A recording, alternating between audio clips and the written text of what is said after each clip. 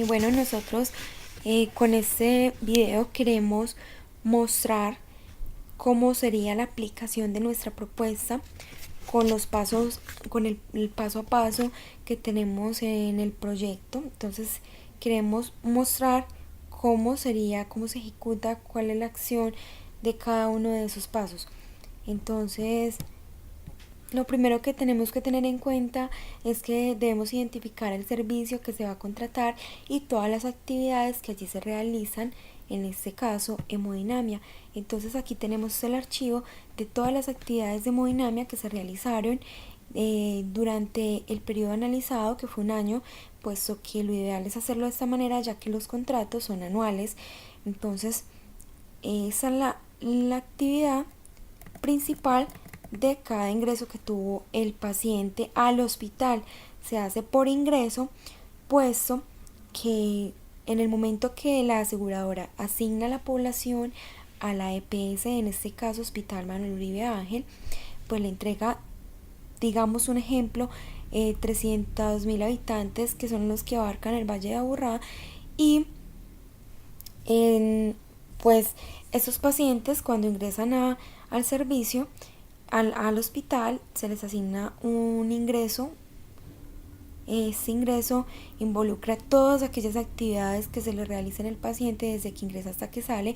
Entonces no solo involucra el procedimiento, sino también las consultas que recibió, las interconsultas, los medicamentos, la alimentación, la habitación, en fin, todos aquellos conceptos y servicios que se le prestan al paciente desde que entra hasta que sale de la institución. Entonces lo que hacemos es obtener ese archivo, lo que lo suministra pues la EPS, en este caso Hospital Manuel Uribe Ángel, donde está el procedimiento que se le realizó al paciente durante el ingreso que tuvo a la institución. Lo otro que tenemos que tener es la facturación total histórica del periodo que se está analizando. Especialmente eso debe corresponder a todos los procedimientos que se realizaron. Entonces debe haber una facturación total de todos esos pacientes que se atendieron. Lo ideal es tener el reporte con los servicios que se le prestaron a los pacientes que tuvieron atención del servicio de hemodinamia. Por lo tanto, la facturación debe contener el cobro de honorarios médicos, medicamentos, instancias, ayudas diagnósticas, consultas, interconsultas, procedimientos, derechos de sala. En resumen, pues todos los conceptos facturados por cada paciente a los que se le prestó el servicio desde que ingresaron a la institución hasta que salieron. Pues ya les expliqué hace un momento por qué se hace así. Esto se debe a que la aseguradora nos está pagando por pacientes atendidos, por número de pacientes atendidos, y no por actividad final, sino por todo lo que se le hace al paciente desde que entra hasta que sale de la institución por ese servicio contratado. Bueno, en el archivo anterior también les mostré que se asocia a la actividad principal. Entonces, teniendo en cuenta que en un acto quirúrgico se pueden presentar varios procedimientos, se debe identificar cuál es el principal de cada acto quirúrgico. Para identificar cuál es el principal, entonces se exporta este archivo que les estoy mostrando. Se hace desde liquidación de cirugía, en donde registra cuál fue la actividad principal, y en otros casos pues se debe validar con el jefe del servicio de hemodinamia, que es la persona que maneja el servicio y conoce la parte médica. ¿Por qué se hace esta valoración? Pues porque para el manejo de la información se tiene en cuenta cuál es el principal. Muchas veces pues para una arteriografía siempre va a ir acompañada de un mapeo percutáneo. Entonces pues eso quiere decir que vamos a hallar la actividad principal para poder manejar la información, puesto que ya sabemos que hay procedimientos que siempre van a ir acompañados de otros. Entonces lo manejamos de esta manera. Con esta información se elabora una tabla dinámica.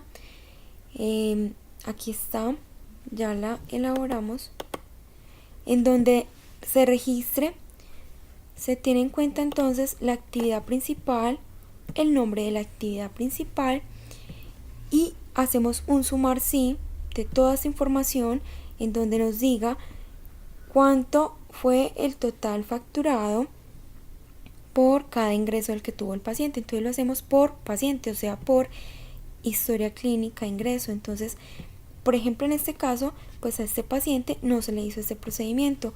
Vamos a mirar a este paciente qué procedimiento se le hizo. A este paciente se le hizo un reparo endovascular.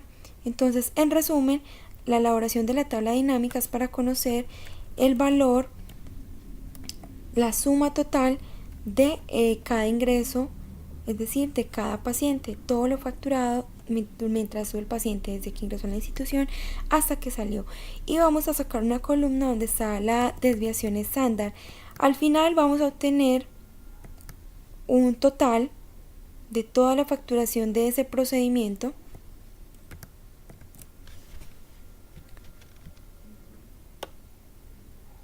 Vamos a obtener un total de toda la facturación de ese procedimiento, es decir, este total incluye todos los procedimientos que se realizaron, no por paciente, sino ya todo, porque nos interesa conocer en ese periodo de tiempo cuánto se facturó.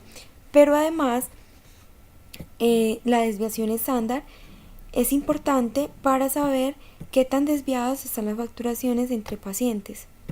En los casos donde no existe desviación estándar es porque los procedimientos solo se realizaron una vez en ese periodo analizado. Para los que sí tienen desviación estándar, quiere decir que ese procedimiento se puede hacer 1, 2, 3, 4 veces, ¿cierto? Al final, pues también se debe calcular el número de pacientes que se atendieron por procedimiento. Esto se puede sacar desde los procedimientos realizados, se puede hacer un buscador de cuántos procedimientos se realizaron de cada uno, cuántos ingresos fueron. Entonces, con esta información recolectada, lo que hacemos es pasarla a un archivo, a una hoja separada, en donde nos quede la actividad principal, su nombre y el valor facturado durante dicho periodo analizado, pero además la cantidad de ingresos que se tuvieron por dicho procedimiento. Esto con el objetivo de calcular el promedio de la factura. Esto se hace dividiendo el valor facturado entre la cantidad de pacientes atendidos. Bueno, con la desviación estándar es muy importante tenerla en cuenta, puesto que hay pacientes como no es un producto en una empresa que siempre utiliza los mismos insumos y tiene el mismo costo. Entonces es importante calcular la desviación estándar, porque así como hay pacientes que pueden tener un costo de 1.500.000, pues pueden también existir un costo de 5, 6, 7 millones de pesos. Entonces, dependiendo de la desviación estándar, se considera qué procedimientos son los que se deben entrar a mirar individualmente. Por ejemplo, en este caso, donde una inserción o implante de prótesis tiene un valor promedio de 22.869.000, pero además tiene una desviación estándar de casi 18 millones de pesos. Entonces hay que entrar a analizar, porque entonces nosotros no podemos contratar esas actividades con un valor de 23 millones de pesos y que de pronto llegue a pasar que al final hayan actividades de 40 a 50 millones de pesos. No podemos incurrir en ese riesgo. Entonces hay que entrar a analizar en cada una de ellas qué fue lo que pasó. Probablemente se encuentren pacientes que tuvieron 3, 4 meses de hospitalización, que se demoró mucho la autorización por parte de la EP, de la aseguradora, para hacer el procedimiento, que se complicaron, que utilizaron más insumos. Bueno, entonces, en todo caso, para eso es la desviación estándar. Adicional a ello, se considera importante que el valor final a ofrecer sea calculado teniendo en cuenta el valor promedio más la desviación estándar, por lo que acabamos de decir. Adicional, esta es la desviación estándar calculada al 100%. Es decisión de la empresa si la quiere calcular al 90%, al 80%, al 70%, dependiendo pues como la propuesta que vaya a analizar.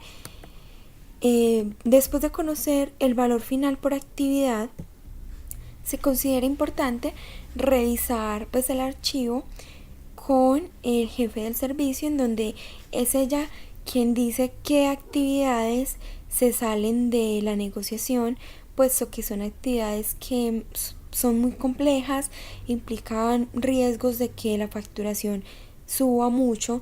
Entonces, como ya habíamos dicho inicialmente, pues el contrato consiste en un monto global donde se van a prestar unos servicios a una población, pero entonces hay que ser medidos y tratar de disminuir el riesgo en que los costos de nosotros pues superen la facturación que, que nos está pagando en ese momento, el valor del contrato que nos está pagando en ese momento la aseguradora. Entonces, pues el objetivo también de ese contrato es sacar aquellas actividades que implican riesgo financiero para la institución. O sea, tienen que salir de ese contrato porque como pueden ser, digamos, de 16 millones, también pueden llegar a 80, 100 millones de pesos dependiendo de la complejidad del paciente. Entonces, después de eso se entra a analizar con el jefe del servicio qué actividades salen de esta propuesta y vienen a quedar explícitas en el contrato, donde dice que no están aquí dentro de las actividades contratadas y por lo tanto si llega un paciente de esos se le cobra a la EPS por evento.